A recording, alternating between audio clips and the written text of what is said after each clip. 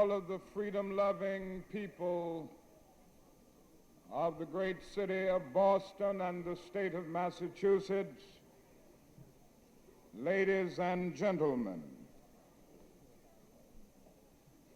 I think you would agree with me that this is a great occasion, and this will go down as one of the greatest days that Boston has ever seen.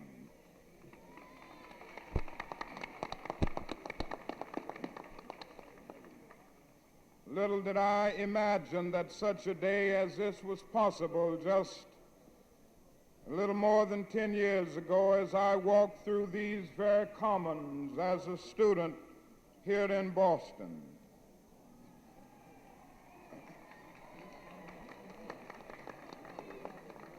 I must also confess that I am overwhelmed by the welcome which I have received here. It is not always easy for me to see the governors of some of our states. In fact, I haven't had a chance to talk with Governor Wallace of Alabama yet. And I'm deeply grateful to the governor of this great state for the welcome that he extended to me and my associates. And I must confess that I'm usually in a situation where policemen are arrayed against me. And I'm so happy to come to a city where policemen are arrayed in my behalf, and I want to thank the police force of Boston.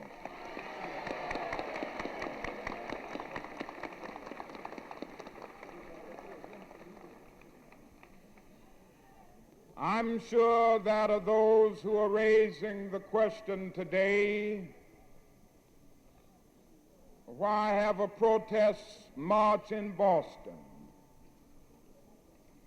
Let me hasten to say, as I said to your state legislature just yesterday afternoon, that I come to Boston not to condemn but to encourage, not to break down the institutions and structures of the social order, but to call them back to the vibrant spirit of freedom and liberty from which they emerged. It would be demagogic and dishonest for me to say that Boston is a Birmingham, or to equate Massachusetts with Mississippi, but it would be morally irresponsible were I to remain blind to the threat to liberty, the denial of opportunity, and the crippling poverty that we face in some sections of this community. And so I'm here to join with you in reminding the cradle of liberty that America has never fulfilled the democratic vision which it shares with the world among a large segment of her own people, black and white.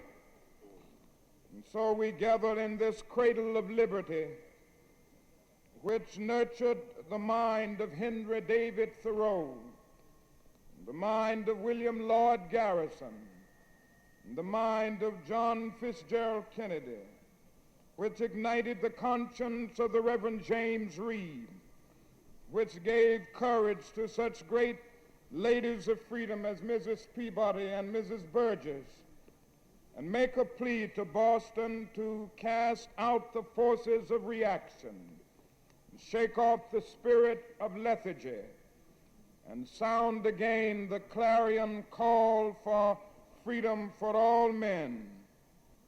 Boston must become a leader among cities. The vision of a new Boston must extend into the heart of Roxbury and into the mind of every child now being stifled in overcrowded, segregated schools. God has given you great resources for this task, And Boston must conduct the creative experiments in the abolition of ghettos which will point the way to other communities like New York, Chicago, and Detroit. Boston must become a testing ground for the ideals of freedom. And so I come to Boston in behalf of the future of America, in behalf of those millions of frustrated and oppressed people, black and white, whom Jesus referred to as the least of these, my brethren. And when a society fails to have a concern for the least of these, that society loses its soul. And there are, whether we realize it or not, millions of our brothers and sisters all over this nation who are perishing on a lonely island of poverty in the midst of a vast ocean of material prosperity. So often we don't see these people. Michael Harrington has called them in his book, The Other America, the invisible poor. But you will remember one day Jesus told a parable. He talked about a rich man by the name of Dives and a poor man by the name of Lazarus. And you remember Lazarus ended up going to heaven and Dives ended up going to hell. And we are not ever, was not Albert Einstein right when he said, the world is in greater peril from those who tolerate evil than from those who actively commit it. Will the nation ever forget the searing impact of Rabbi Joachim Prince's admonition as he spoke at the March on Washington in 1963? When I was the rabbi of the Jewish community in Berlin under the Hitler regime, I learned many things. The most important thing that I learned in my life and under tragic circumstances is that bigotry and hatred are not the most urgent problems. The most urgent, the most disgraceful, the most shameful, and the most tragic problem is silence. Why do we march today? Why do we assemble here today? We assemble here to say to Boston and to say to the nation that we can no longer tolerate racial segregation. We assemble here today to say that segregation, whether it is in Selma, Alabama, or Boston, Massachusetts, is nothing but a new form of slavery covered up with certain niceties of complexity. We assemble here today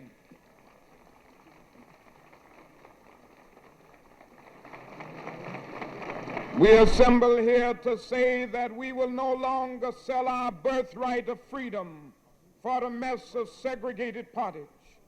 And we say to the nation in no uncertain terms that we are through with segregation now, henceforth, and forevermore. Yes, sir.